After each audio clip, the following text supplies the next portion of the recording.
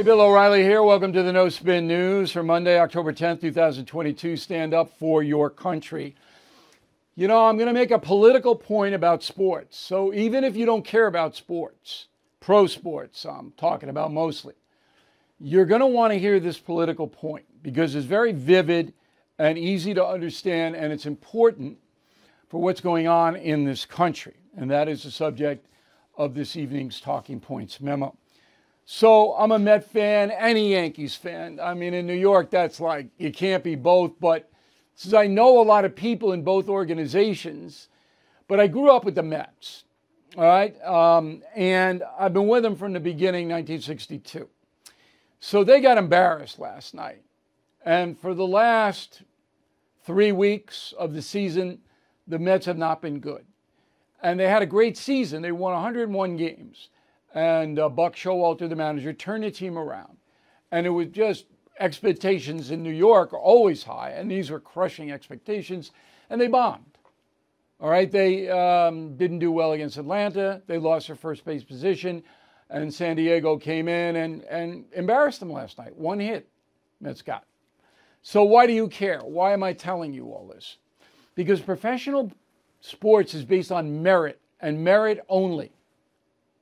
If you win merit, you succeed. And you're paid to win. This is capitalism. Capitalism is merit. If you do well and your company prospers and makes money, you make money. That's capitalism. And you have to compete to make money. Unless you're a monopoly, and there are very few of those. So you're competing. So this restaurant's competing against that restaurant. This gardening place is competing against that. And the best place wins, just like the game last night. So the Mets did not compete last night. I don't know why. I mean, I know a lot about baseball, but they didn't get many clutch hits in the last 3 or 4 weeks of the season. But why didn't they get many clutch hits when the Padres were blasting the ball over the place? I don't know. But by merit, San Diego won, and now they'll go and they'll play the Dodgers. And now San Diego makes more money on merit.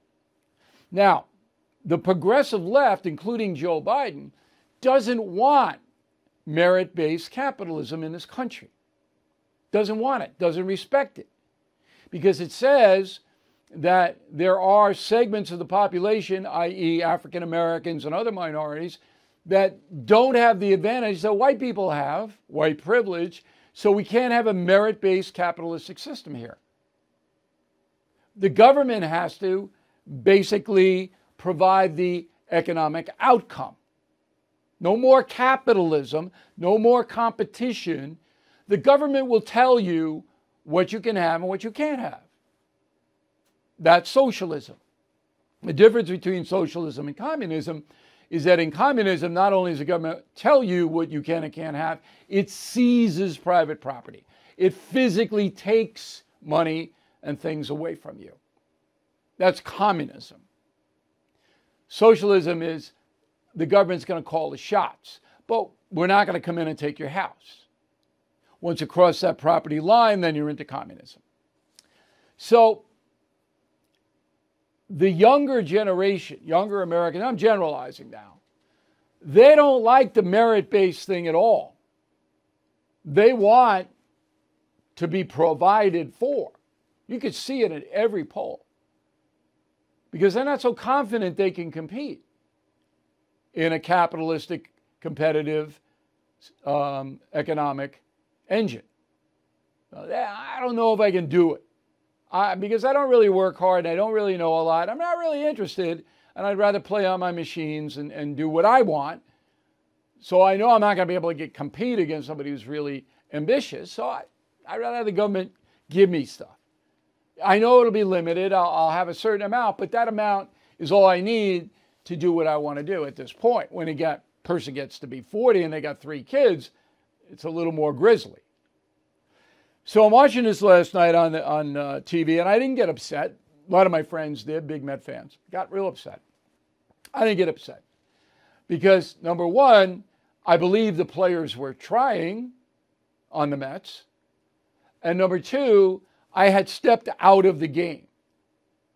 Once it started to go like I thought it was going to go, I had stepped back. And I had said, you know, there's something missing here. I don't know what it is. I'm not in the clubhouse in the dugout, but it's missing.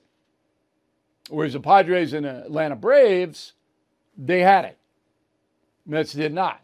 Football game, same thing. You can see the team that's got the momentum, they call it. But it's all merit-based on the field. And here's the kicker to this commentary. Professional sports is the biggest industry in the United States today. I mean, it's not bigger than the internet and the social media as far as dollars is concerned, but it's the biggest attraction. Way bigger than Hollywood, which is folded because they don't have merit-based anymore in Hollywood. That's why it's folded. That's why these movies are so terrible. That's why nobody's going. Because it used to be they had charismatic actors and performers. They don't have them anymore. Because it's all, well, I need 3 Chinese, then I need a Mexican, then it's like our vice president. That's not merit-based. She never did anything in her life to be qualified for that job. It's got it because she checked the box. When you sort that, everything declines. So people want to watch merit-based sports. They enjoy that. They want to see these good teams and superstars on the court and on the field. They can't do the affirmative action, equity stuff on the field. You can't do it. You'll lose and get crushed. You can do it in Hollywood. You can do it in television news. You can do it in all of those places. You cannot do it on the athletic field. You'll get murdered.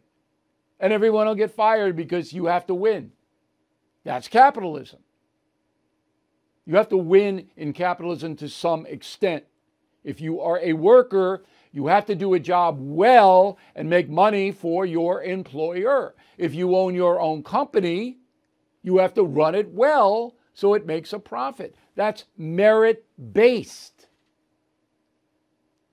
But here, and the most stunning thing of all is that guys like Joe Biden and the Democratic Party have basically given into this woke madness. They've surrendered. I'm not surprised about Hollywood. Those pinheads out there, it's like the last days of Rome out there. All right, they're done. But I am surprised about a guy like Biden embracing this kind of entitlement culture, which he has with gusto. Oh, we're going to give you, well, don't worry about it. We're going to give it to you. You have to work for it. Okay, that's the memo. So Biden took most of Columbus Day off, or Indigenous Peoples Day, or whatever day he thinks it is. He showed up at the White House about 3, and he had nothing to do anyway. Should have a lot to do because Putin's going wild over in Ukraine.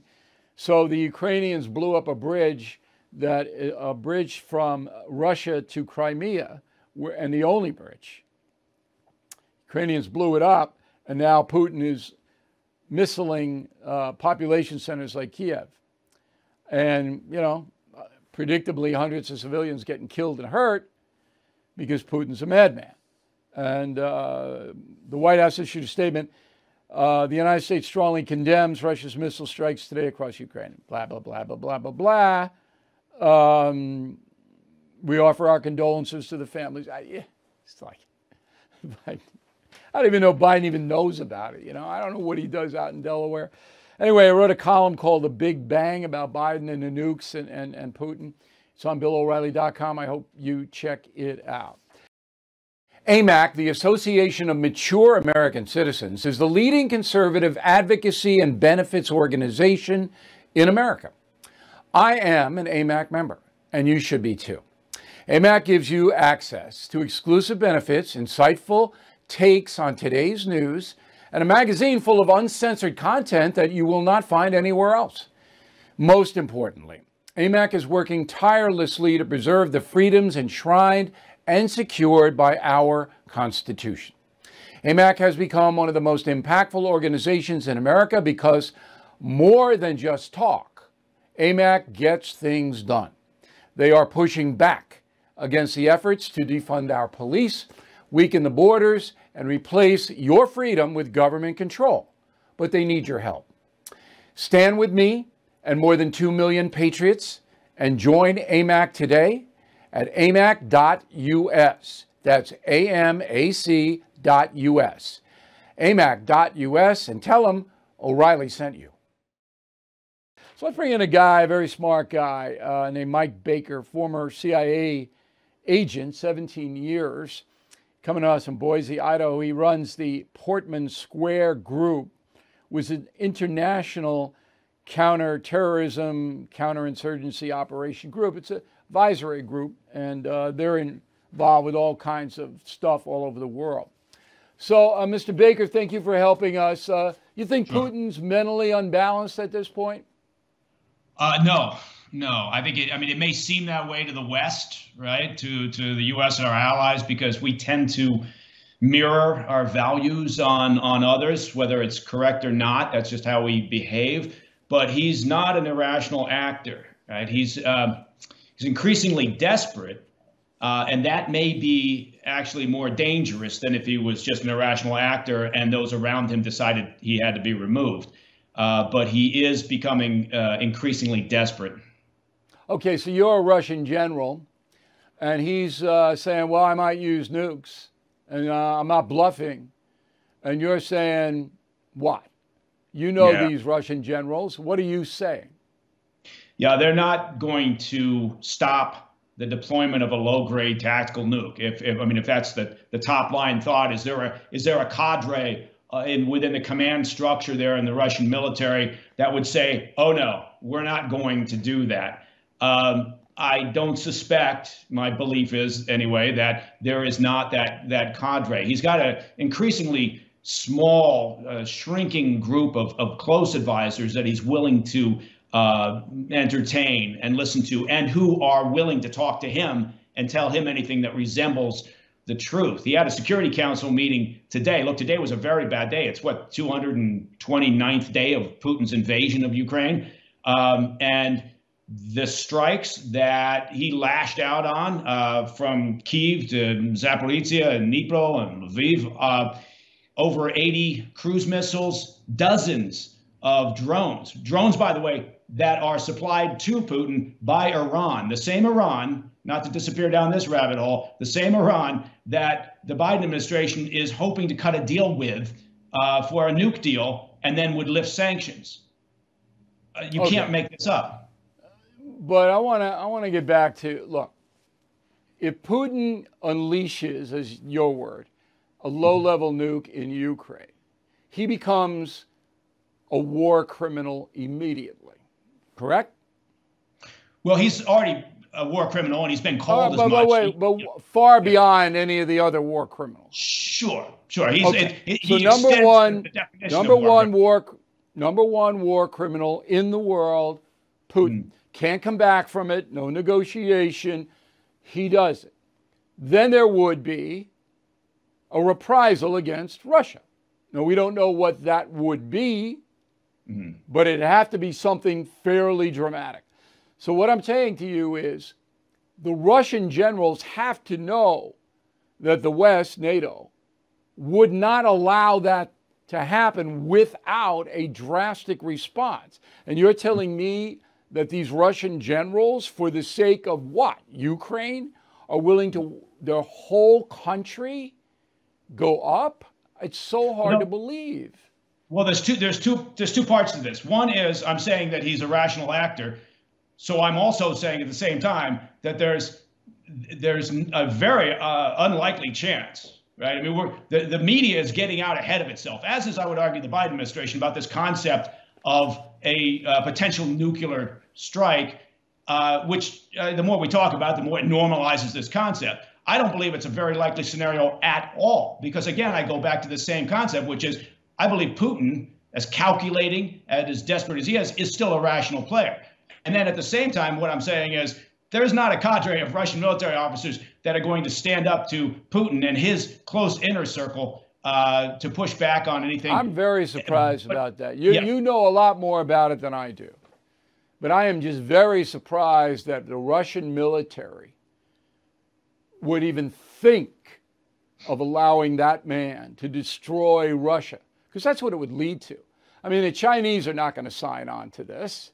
No, you know that. No, the Chinese. At the end of the day, the Chinese. You're absolutely right, and you've raised probably the key point at 30,000 feet, which is China, which is a major player in all of this. Right, the Russians are getting their stockpiles renewed for artillery, in particular, from North Korea. North Korea doesn't do anything without the Chinese tacit permission, but China always acts in its own best interests. So you're right; they would put a hard stop on that prospective, use of even a low grade. Again, we're talking because the whole world economy right now. The whole world economy crashes.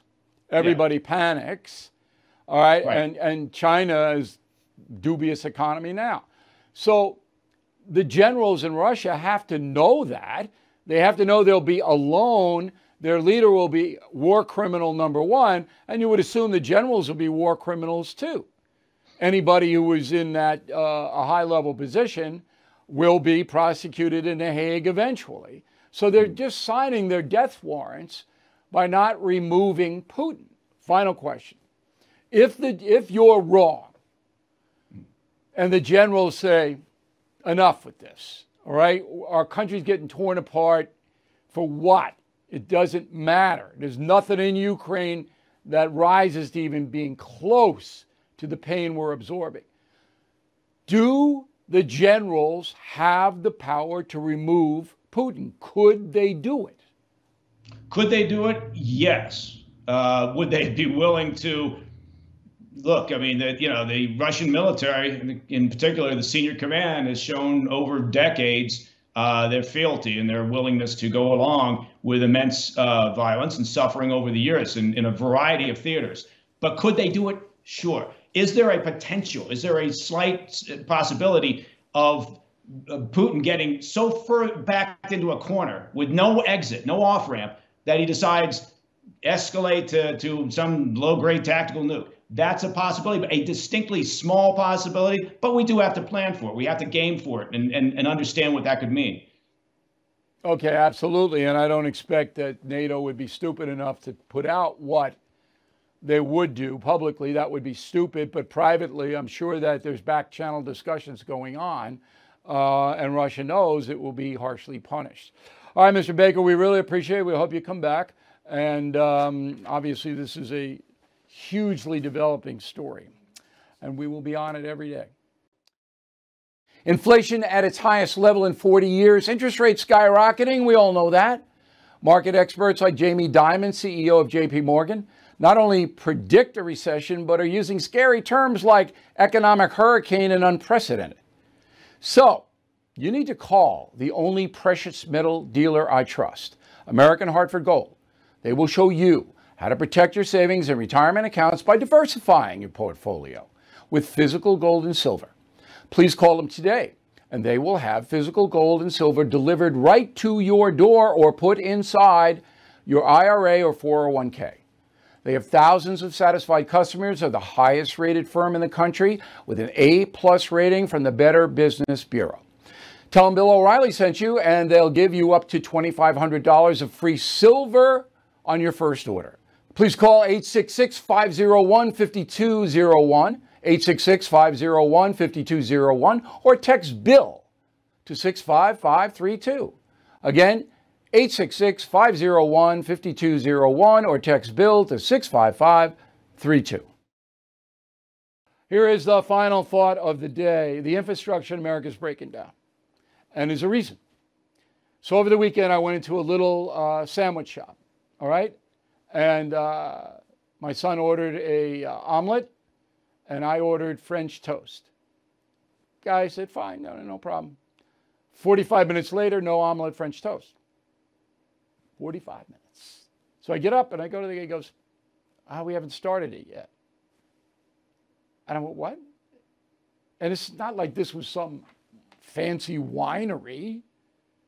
So he gave me my money back. There wasn't a confrontation. He knew. He goes, I can't get help.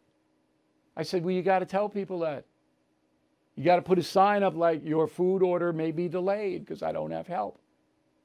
Everywhere I go. Service industry collapsed. All the people in COVID left their jobs. Many of them did not come back. All the experienced people. So all the small businesses have to hire who they can get. All right? And there's not a lot of great talent around. So they got people in there. Everywhere you go. It's incredible. It is so pernicious. And it just wears you down. You know what I'm talking about. You know. Just to get checked out in a grocery store. I don't know what the solution is. But the infrastructure is breaking down in America. On that happy note, we thank you very much for watching and listening on the radio to the No Spin News. We got a great lineup this week. So stay with us. A lot of good, important stories in the air. We'll see you again tomorrow. Bill O'Reilly here. Vidgo, V-I-D-G-O, is a new streaming service that gives you live sports and programming you want at a price you can afford. With Vidgo, I get live sports networks, including ESPN and Fox Sports, along with incredible access to college football games, with 80% of every televised college football game in the first 3 weeks of September. 80%. Vidgo also has a great choice of news and entertainment program, including The First, Fox News, Newsmax, and more. On my new weekly program called Shock and Awe, exclusively on Vidgo, I'll break down the most important issues of the week, asking bold and fresh questions and sitting down for exclusive interviews with America's top news makers. For a limited time, when you sign up for Vidgo, you can also get a copy of my new book, Killing the Legends, free, and get $15 off Vidgo's premium service. So please go to Vidgo, vidgo.com/BillBook. Sign up now.